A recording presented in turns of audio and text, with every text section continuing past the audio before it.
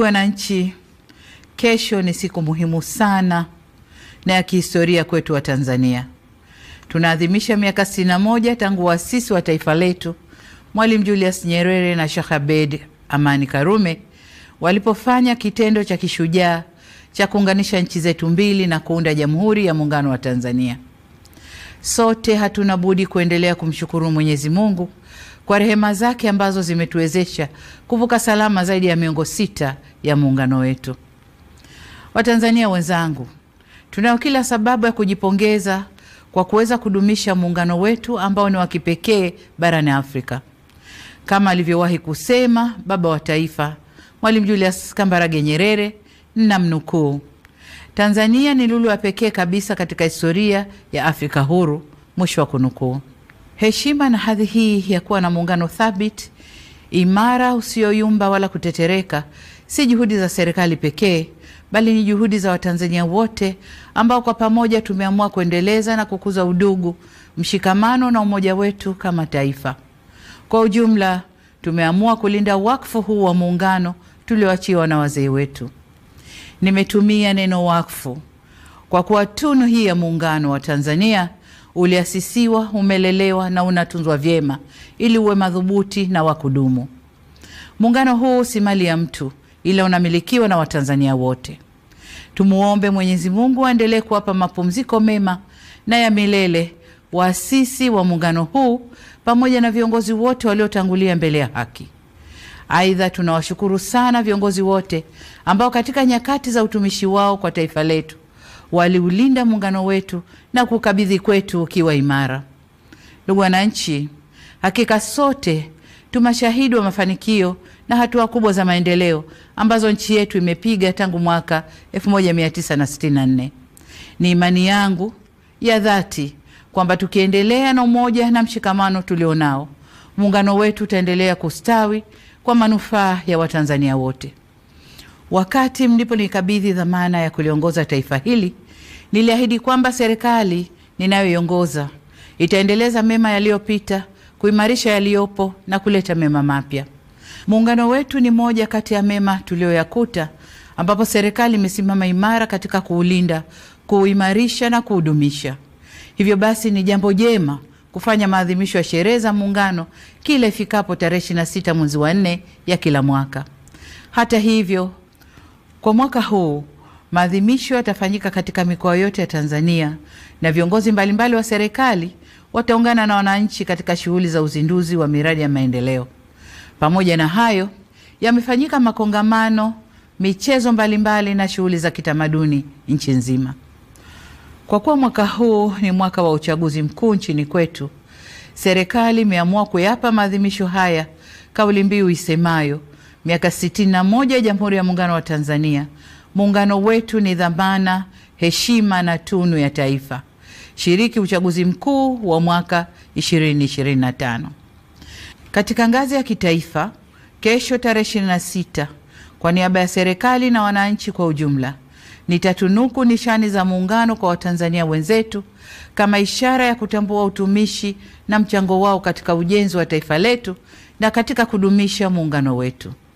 Ndugu wananchi, ndani ya kipindi cha miaka 61 ya muungano wetu, serikali zetu ya Jamhuri ya Muungano wa Tanzania na Serikali ya Mapinduzi Zanzibar zimeendelea kushirikiana kwa karibu, kubadilishana uzoefu na kusaidiana kwa dhati.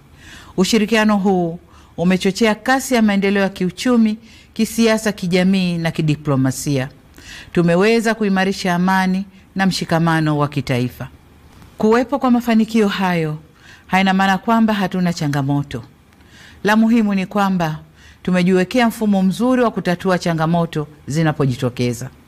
Hapa nataka niipongeze ofisi ya Makamu wa Rais kwa kusimamia vyema masuala ya muungano.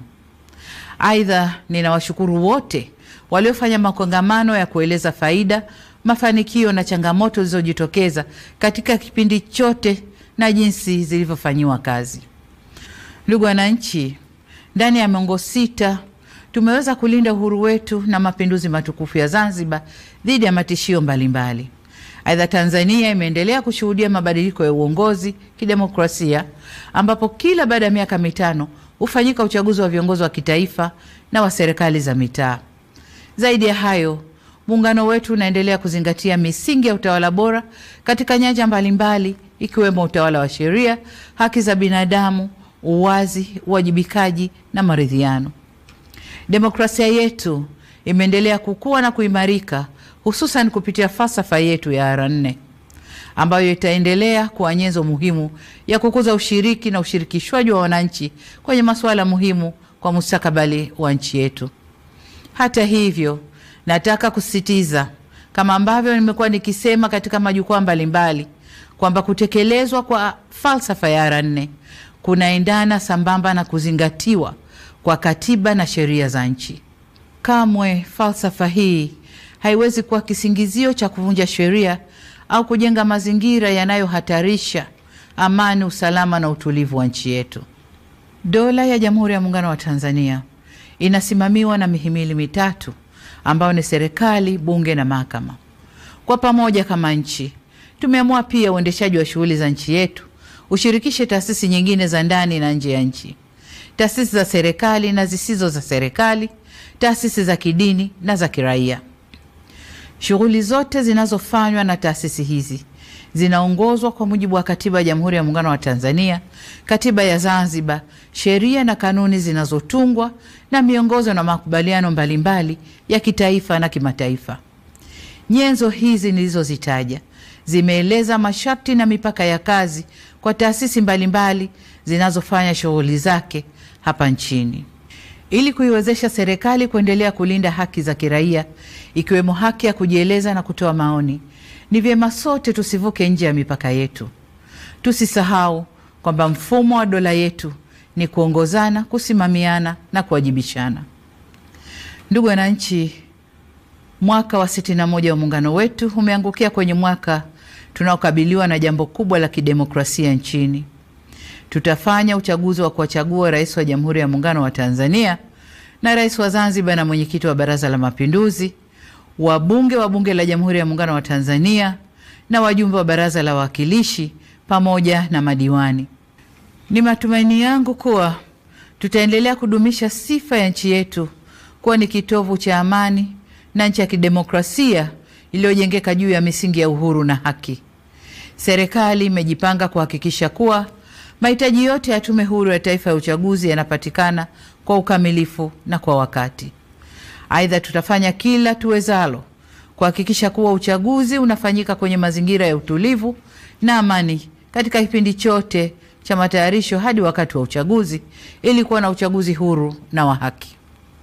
Wito wangu kwenu wananchi, mjitokeze kwa wingi kushiriki katika mchakato mzima wa uchaguzi, kuanzia kujiandikisha kwenye daftari la kudumu la wapiga kura, kujitokeza kugombea na hadi kupiga kura. Niwatake viongozi, wanachama na wafuasi wa vyama vya siasa tuzingatie taratibu na sheria za nchi. Uchaguzi huu uwe ni fursa ya kuimarisha zaidi umoja na demokrasia yetu ili tupate viongozi bora na walio imara. Kamwe tusiruhusu uchaguzi huu kuwa chanzo cha migogoro, chuki, mivutano na uvunjifu wa amani ndani ya vyama, baina ya vyama au nchini kwa ujumla. Niseme kuwa hakuna aliye juu ya sheria na wote tunatakiwa kuendesha shughuli zetu za kisiasa tukizingatia kuwa amani na usalama wa nchi ndio kipaumbele cha kwanza. Ndugu wananchi, ninapohitimisha hotuba yangu, nataka niwakumbushe kwamba wajibu wa kulinda, kutetea na kudumisha muungano ni wa kila Mtanzania. Waasisi wetu Mwalimu Nyerere na Sheikh Karume waliakisi muungano kwa kauli na matendo yao. Nasi hatuna budi kudumisha tunu hii ya taifa letu kwa kuimarisha misingi ya udugu, uzalendo, amani, mshikamano na umoja wa kitaifa. Hizo ndizo nguzo zinazoleta umadhubuti na uimara wa muungano huu. Tuilinde misingi hii ili tuweze kufikia matamanio ya waasisi wa taifa letu ya kuwa na taifa moja lenye nguvu zaidi kiuchumi, kisiasa, kijamii na kidiplomasia. Kesho tunapofikia kilele cha maadhimisho ya miaka 61 ya muungano wetu katika mikoa na wilaya zetu zote za nchi nzima, nitumie fursa hii kukutakieni Watanzania wote maadhimisho mema ya miaka 61 ya muungano. Mungu ibariki Tanzania, Mungu aubariki muungano wetu. na asanteni sana kwa kunisikiliza.